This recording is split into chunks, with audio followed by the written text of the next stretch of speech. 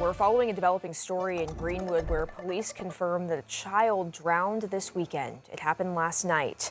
The Greenwood police chief says the child drowned in a pool. The identity of the victim and their age is not being disclosed. Casey Jennings, the Fayetteville man accused of killing his ex-girlfriend in 2022, is set to be back in court tomorrow for a new set of charges. Here's where the case stands.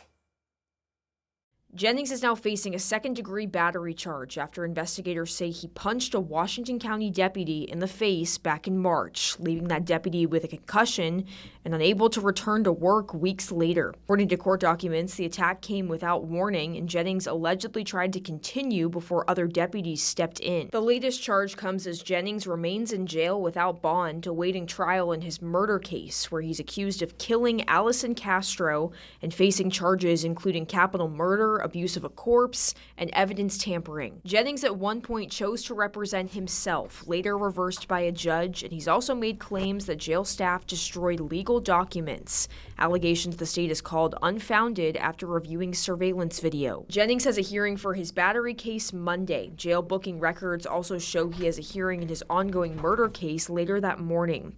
He's set to face a jury in June for what could be nearly a 2-week-long trial. Prosecutors have said the death penalty is still on the table. Also happening this week, a federal court is set to consider an appeals request from Joshua Duggar. The hearing comes after Duggar had already had one appeal effort denied in federal court. He's currently serving a prison sentence in Texas after child sexual assault materials were found on his electronic devices. The latest appeal effort centers on illegal errors Duggar is alleging happened during the investigation and trial. The next hearing is scheduled for Wednesday. The proposed Franklin County prison site in Franklin County continues to spark strong opposition, with residents saying they've spent more than a year raising concerns about the land being able to handle the planned 3,000-bed facility. Today, those voices came together. 5 News reporter Laura Castleman shows us how they're planning to take their concerns right to the Capitol.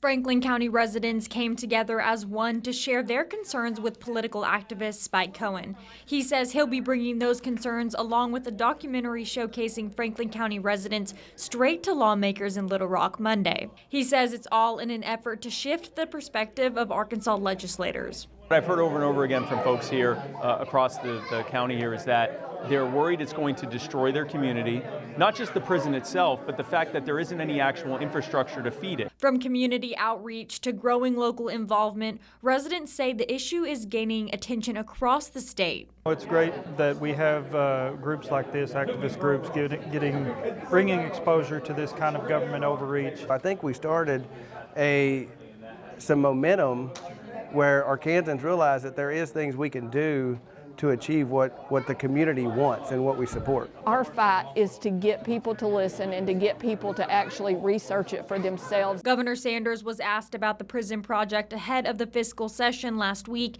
and she says the state needs more prison beds, as county jails are left housing state inmates, leading to overcrowding. We've worked hard to expand capacity within existing space. We've been able to add 1,500 beds.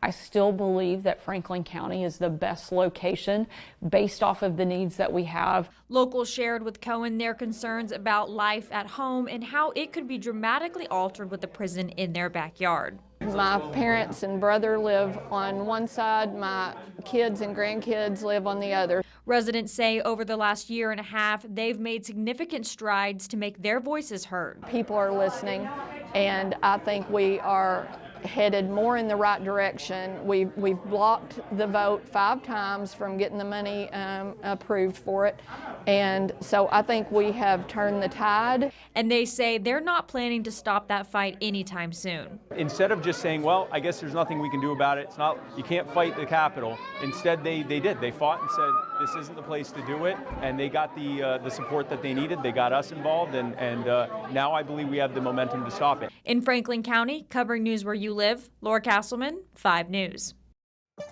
There was a change of command today at Fort Chaffee. Colonel Stephen Brack officially took over for Colonel Kevin Cox today as the garrison commander for the Fort Chaffee Joint Maneuver Training Center. The change of command was made official during a private ceremony this afternoon. Brack has served in the military since he enlisted in 1995 and has served in several leadership roles throughout his career. Well, gas prices are expected to keep rising as the White House announced plans today for a U.S.-led blockade on the Strait of Hormuz. Terry and Small has the latest on what the president is saying about the plan and how it could impact the rising cost for gas. The White House announced the U.S. is implementing a blockade of the Strait of Hormuz in the wake of the breakdown of face-to-face talks between the U.S. and Iran. The bad news is that we have not reached an agreement, and I think that's bad news for Iran much more than it's bad news for the United States of America. Vice President J.D. Vance, who led the U.S. delegation during the 21 hours of talks with Iran over the weekend, said negotiations finished without a deal after the Iranians refused to refrain from developing a nuclear weapon. But the simple fact is that we need to see an affirmative commitment that they will not seek a nuclear weapon, and they will not seek the tools that would enable them to quickly achieve a nuclear weapon. That is the core goal of the President of the United States. Iran's foreign ministry said gaps existed between Iran and the U.S. on some issues, including the Strait of Hormuz.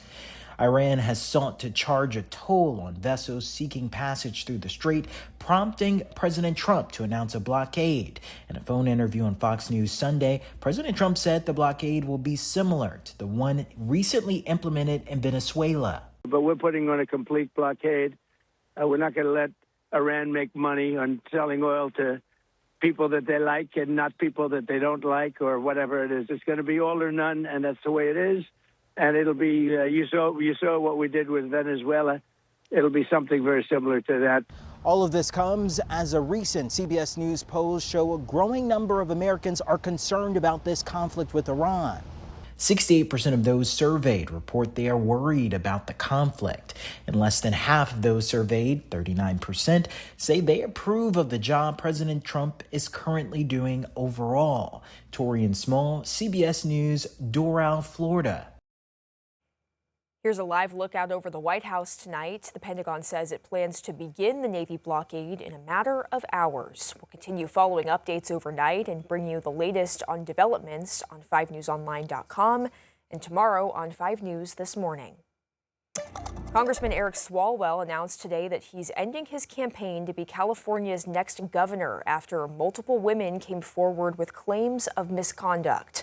Swallwell officially ended his campaign with this announcement on social media. A former congressional staffer claims he sexually assaulted her while she was intoxicated. Several other women have also raised allegations of misconduct. Several lawmakers from both parties are also calling on him to step away from Congress, but Swallwell has yet to announce any plans to resign his seat.